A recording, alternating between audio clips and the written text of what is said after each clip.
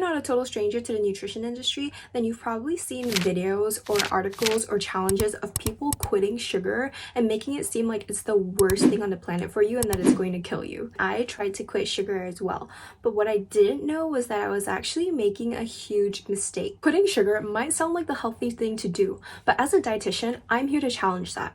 In this video, I'm going to share what I learned over the past few years about sugar so that you don't make the same mistake that I did, and then I'll debunk the most common myths about sugar, and finally, I'll tell you how you can maintain a healthy lifestyle without feeling guilty about eating sugar. A few years ago, I came across this one particular video of this doctor explaining for over an hour why sugar is bad for you, and that convinced me to try to quit sugar. So I made it my mission to cut sugar completely out of my diet because I wanted to see if I would really get these benefits that people were claiming you could get. Initially, I was very motivated to do it, but I only lasted like a week or so where I didn't eat any added sugar until I finally gave in because it became so hard to resist the sugar cravings that I was getting. Like, I tried to use all the willpower that I had, but it just got to the point where my cravings were so strong that I just couldn't stop myself from having it. So I ended up binging on like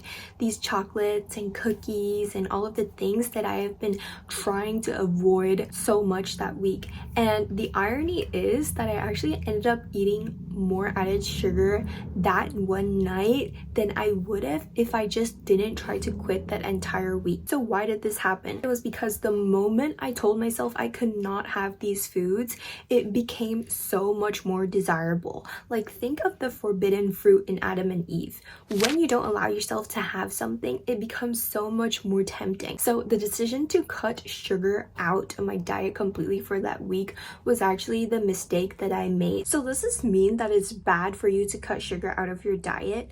Well, here's the truth about sugar. We know that really high amounts of sugar isn't good for your body because we know that it can lead to things like diabetes and also an increased amount of unhealthy gut bacteria, and it can also lead to energy and mood fluctuations, and not to mention the psychological impact it can have on you where you feel guilty after eating too much of it, or maybe you feel like you're addicted to it when nobody else seems to be. Sugar addiction is so real, but that doesn't mean that everyone has to cut sugar out of their diet completely and forever, because we know that this is just so unrealistic for most people, especially in our modern world. Sugar is everywhere and it's added into almost everything, even savory foods that you don't expect to have sugar in them, like bread, soups, sauces, and even salad dressings. So it's not just unrealistic for you to cut it out since it's in so many foods, but also because it's such a big social factor. Like, imagine if you were at your best friend's birthday or your mom's birthday, or maybe it was your birthday and someone got you a birthday cake, and imagine if you had quit sugar and never allowed yourself to eat it, so then you weren't even able to eat your own birthday cake. Like, isn't that just kind of sad?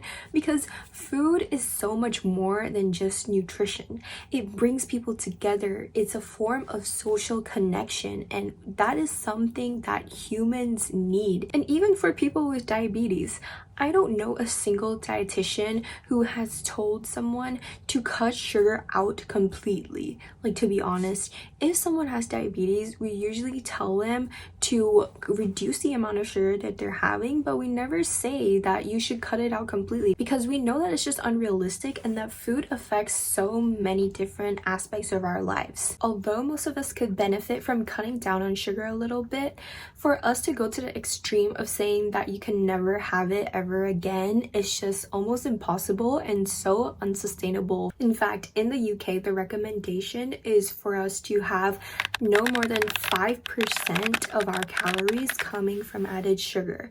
See, why didn't they make this 0%? When I dug deeper into the reason why 5% specifically, I found out that basically a bunch of scientists who were in charge of coming up with this recommendation sat down, did a bunch of calculations, and predicted that if everyone followed this 5% recommendation, then it would reduce the overall calorie intake of the entire population by 100 calories per person per day. So the main reason why they did this is so that people could cut down on excess calories that come from sugar. The UK government even has a document explaining this.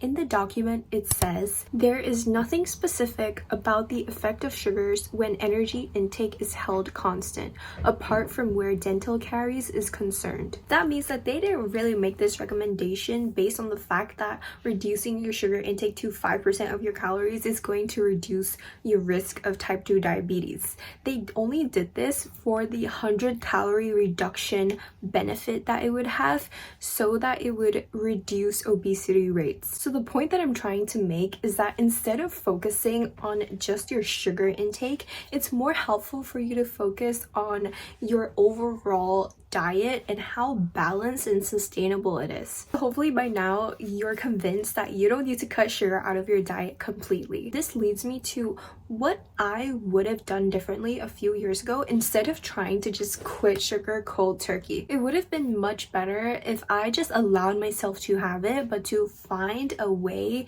to enjoy sugar without feeling like I'm addicted to it. So here are my top 3 tips I follow, which has helped me enjoy sugar without guilt, but also maintain a healthy and balanced way of eating. If you are somebody who feels guilty after eating a sweet treat, then you need to stop right now, because what you're doing when you're feeling guilty after you eat a sweet treat or like eat something unhealthy is that you are actually just making yourself feel even worse about yourself, which is going to make it more likely for you to restrict yourself again and just lead to this cycle of overeating. Now, I used to feel a lot of shame and guilt after eating unhealthy foods as well, so I totally get how it feels and I know how hard it is to stop feeling that way. But I can tell you that the most helpful thing I did to help me stop feeling guilty after eating certain foods was to be grateful for every single food that I ate. But I get that it can be more difficult for you to feel grateful for something that's not as healthy. So let's say I'm about to eat this slice of cake, for example. What I like to do is I just like to talk to God and say, thank you so much for this slice of cake. Thank you that I get to enjoy this delicious piece of food and no longer feel guilty or shameful after eating it. When you start practicing gratitude for every single thing that you eat, you start releasing those feelings of self-judgment and guilt. And since gratitude is one of the core mindful eating principles, I touch on this a little bit in my free mindful eating guide, which you can download in the link below. And on one of the pages, I walk you through what to do before, during, and after eating so that you can be more mindful and reduce feelings of food-related guilt. Now, moving on to the second tip that you need to know. Have you ever craved something sweet like chocolate, for example, and you have like one piece of chocolate and you think that that's gonna make the craving go away, but you find that your craving actually gets even stronger and you just want to eat even more of that chocolate and you just can't stop eating it? Then after you're done eating like the entire bar of chocolate, you just feel disappointed with yourself and you feel like you have no self-control or no willpower. You are not alone, okay?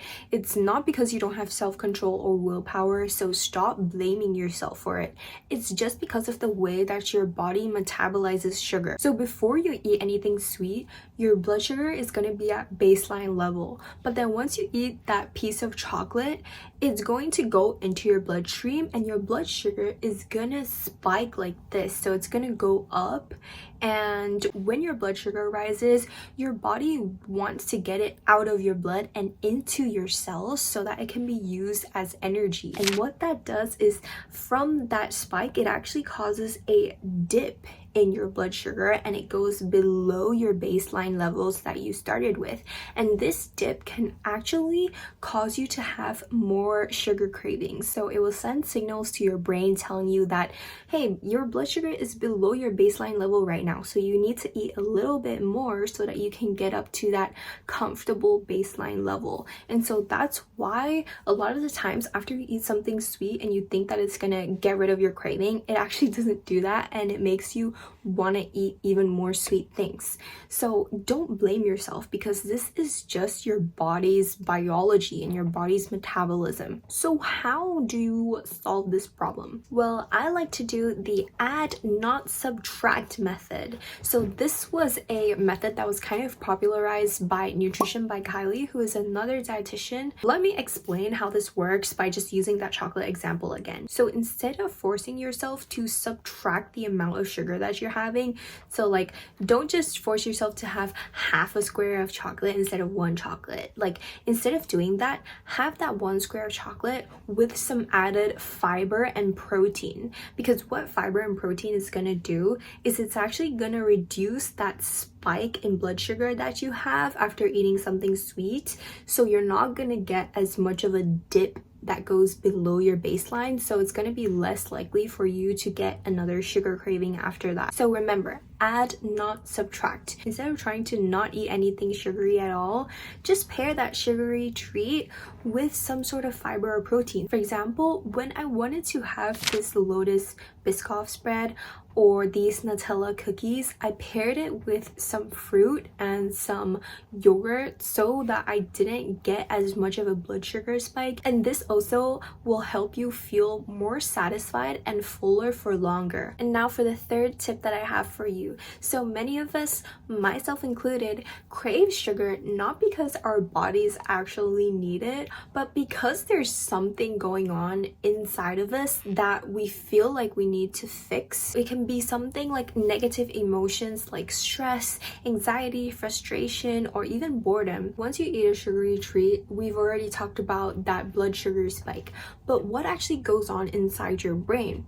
Actually, dopamine is released in your brain, which is the feel-good hormone. It's the same thing that's released every time you're scrolling on TikTok or Instagram Reels. Dopamine is addicting because our brains literally seek it. So that's why it can become so easy to turn to food for comfort when you just need that quick dopamine release.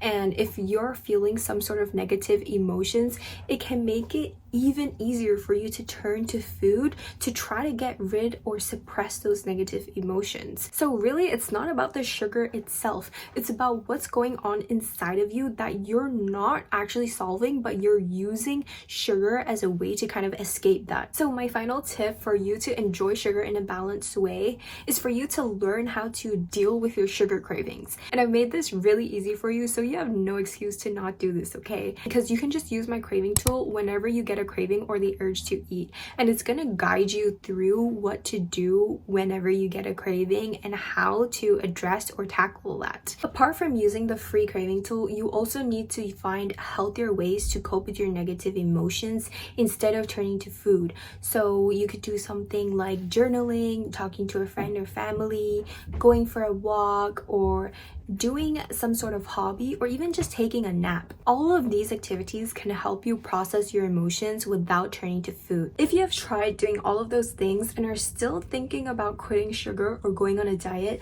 then you have to watch my previous video where I revealed the life-changing truth that I learned about dieting. Thank you so much for watching, and I'll see you in my next one. Bye!